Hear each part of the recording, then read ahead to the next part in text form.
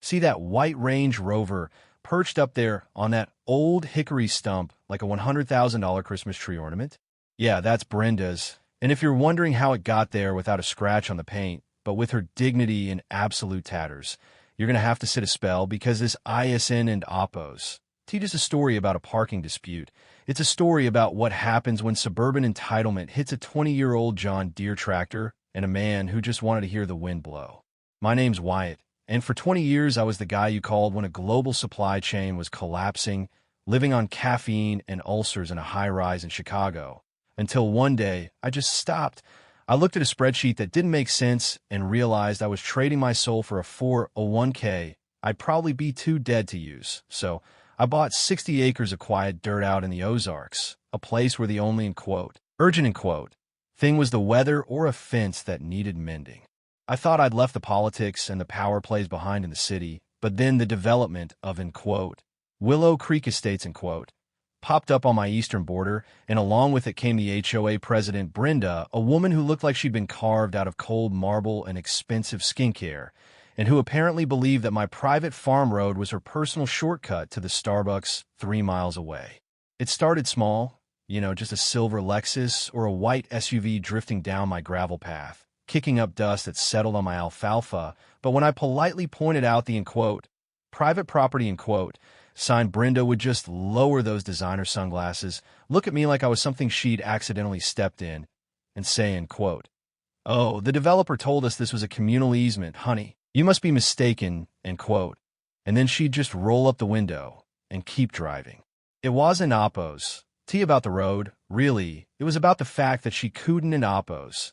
T stand something she didn't in Oppos. T control, and she hated that my 60 acres of, overgrown weeds, sat right in the middle of her perfect, manicured vision of the world. But things didn't truly get ugly until the Tuesday she decided my shaded creekside path was the only place she could get a decent 5G signal to host her, emergency HOA oversight, meetings, parking that Range Rover sideways across the lane so I couldn't in Oppos to even get my feed truck through. And when I told her she was blocking my livelihood, she just tapped her phone and said, "I'm in the middle of a very important vote. Wyatt, don't be difficult, it's just a little road." That word, difficult, it became her favorite weapon, like my right to my own land was some kind of personal defect I had, and it only got worse as the summer heat started to bake the clay. I'd be out there trying to fix a clogged irrigation line, sweat stinging my eyes, and I'd hear that smooth, expensive engine purring, and there she'd be, seat reclined, AC blasting, filing her nails while her engine idled on my dirt, and it was like she was feeding off the irritation she was causing. Then came the afternoon that changed everything, a humid, heavy Friday where the air felt like wet wool, and my best breeding heifer, Daisy, was already agitated because the barometric pressure was dropping, and was trying to move her into the lower barn because a nasty cell was rolling in from the west. Brenda was parked right in the gap, of course, and when I asked her to move, she didn't in Oppos. T just ignore me. She laid on that high-pitched European car horn for a solid 30 seconds just to drown out my voice, and that sharp, sudden blast sent Daisy into a blind panic. She's 1,000 pounds of muscle and nerves, and she bolted, slamming her hip into the steel gate with a sound like a gunshot. And the way she limped off, eyes wide and rolling, I knew right then her pregnancy was at risk, and when I looked at Brenda, she just shrugged and said, "Animals are so dramatic, maybe you should train them better," before driving off and leaving me there in the dust. I spent the next 6 hours with the vet, Doc Holloway, a man who's seen more than his fair share of farm tragedies, and as he checked Daisy's vitals, he just shook his head and said, "Stress like this, Wyatt, it's a coin flip if she keeps the calf," and that's when the coldness settled into my chest, a kind of quiet, logical anger that I hadn't in Oppos. T felt since my corporate days. I realized Brenda didn't and Oppos. T see me as a person. She saw me as an obstacle to be managed. And the only way to talk to someone like that is to speak the only language they understand: consequences. But the universe decided to test my patience one more time that night, because as the storm finally broke, the lightning turning the sky into a strobe light and the rain coming down in sheets that felt like gravel, Daisy went into labor 3 weeks early, and she was in trouble.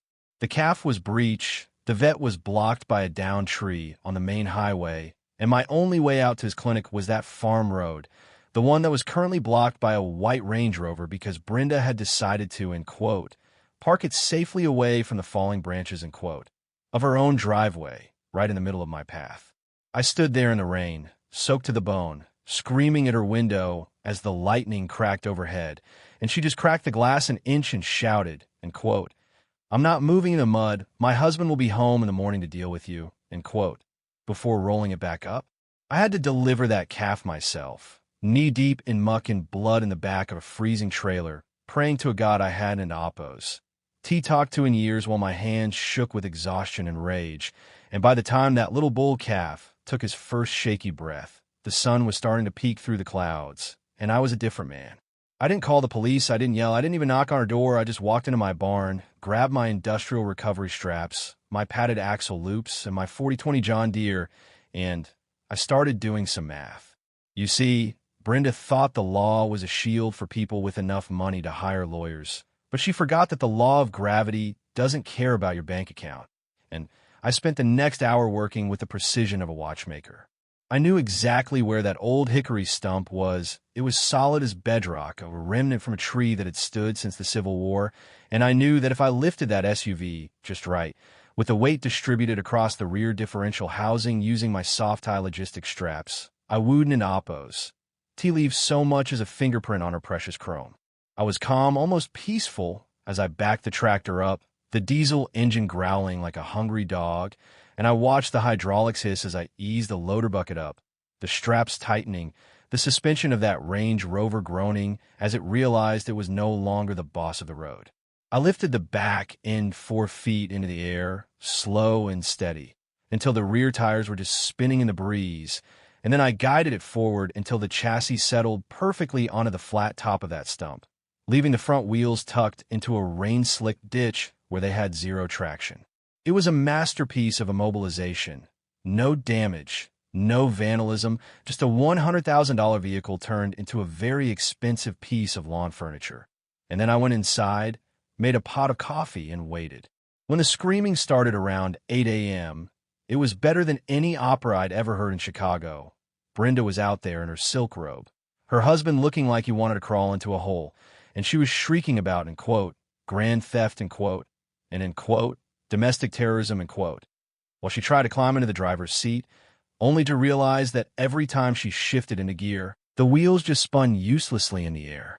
When the sheriff arrived, a guy named Miller who I've known since he was a deputy, he walked a slow circle around the car, took off his hat, scratched his head, and then looked at me and said, in quote, Wyatt, you want to tell me how this happened? End quote. And I just leaned against my porch railing and said, in quote, well, Sheriff, I told her not to park on my road. I guess the ground just moved under her, but as you can see, their ISN and oppose, a scratch on it. So it's not a police matter, it's just a civil parking dispute on private land, end quote. Miller had to turn his head to hide the grin, especially when Brenda started screaming that I was, in quote, holding her hostage, end quote. And he decided and said, in quote, mind oppose. He's right, the car ISN and oppose. T damaged, and you're technically trespassing on a restricted agricultural path, so if you want it down, you're going to have to hire a private crane because my tow truck's one in oppose. T touch a lift that delicate, end quote. But the best part, the absolute cherry on top, was that while she was busy being the victim on TikTok, filming me and calling me end quote, hillbilly psycho, end quote, one of the younger HOA members who'd been tired of her iron-fisted rule for years sent me an anonymous email with a link to a private cloud drive. It turned out Brenda hadn't and oppose. T just been, in quote, difficult, in quote. With me, she'd been, in quote, creative, in quote, with the HOA's landscaping budget, and while she was out there trying to sue me for, in quote, emotional distress, in quote, the local DA was getting a very interesting folder full of receipts for a pool house that the community didn't and oppose know they'd paid for. By the time a heavy-duty crane arrived 3 days later, because I refused to let any regular tow truck on my property and insisted they use a specific expensive rig to, in quote, protect the integrity of my land, in quote. Brenda was no longer the HOA president. Her husband had moved into a hotel, and the entire, in quote, Willow Creek Estates, in quote, Facebook group was calling her, in quote, Stump Brenda. End quote. She tried to take me to court, of course. She walked in there with a lawyer who cost more than my tractor, but when I produced the 4K drone footage of her refusing to move while my cow was in labor and the vet's testimony about the stress-induced breech birth, the judge didn't oppose. T just dismissed her case. He looked at her and said, end quote, Madam, you are lucky Mr. Wyatt ISN and oppose. T suing you for the vet bills and the loss of property value. End quote. I'm sitting here now, watching that bull calf, I named him Justice, by the way, running around the pasture, and the road is quiet. Brenda's house has a, end quote, for sale, end quote, sign on it, and the new HOA president actually stops by with a six-pack of beer once a month to apologize for the dust. People ask me if I feel bad about it, if I think I went too far, but you see, out here, your word and your land are all you really have, and if you let someone take one, they'll eventually take the other, so I just smile and tell them that physics is a neutral party. It doesn't oppose. T care who you are, it only cares where you park. But I'm curious, what do you think?